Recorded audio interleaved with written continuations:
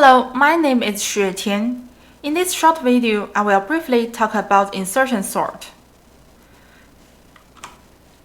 Insertion sort is a simple sorting algorithm.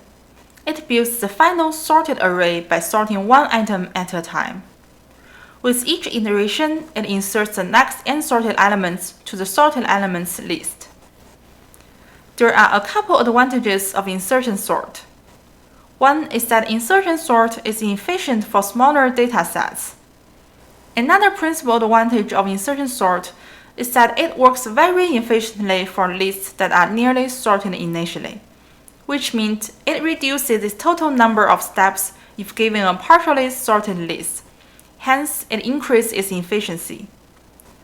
Furthermore, it also works well for data sets that needs constantly adding data to it.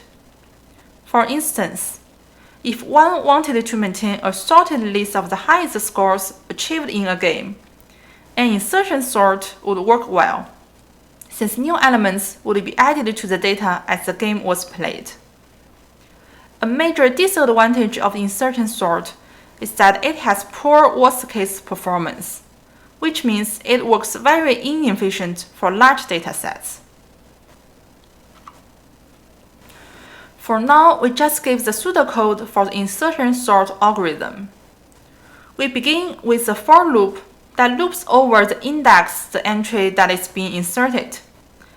Then we run through a while loop that performs insertion.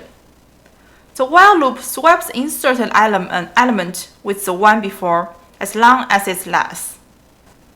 Here down to the bottom is a great visualization tool that I want to introduce, which we can use it to better understand the insertion sort.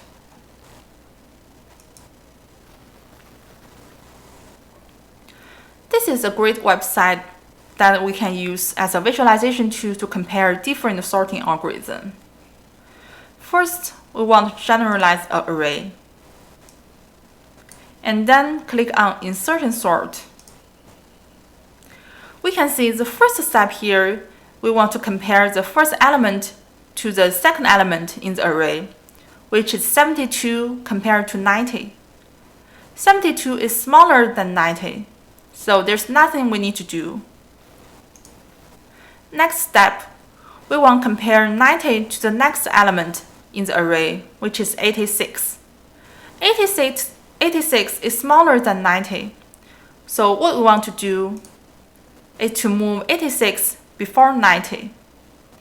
And then we compare 72 to 86. Again, 72 is smaller than 86. Therefore, we want to keep it. Then we compare 90 to the next element again, which is 74. 74 is smaller than 90, so we want to move it before 90. And then compare 86 to 74.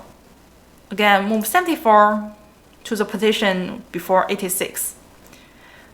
And then compare 72 to 74. 72 still is the smallest one in the array, so there's nothing we need to do. After we have considered all the elements in the array, we will get a sorted array as the final result. That is everything I want to talk about today. Thank you for watching.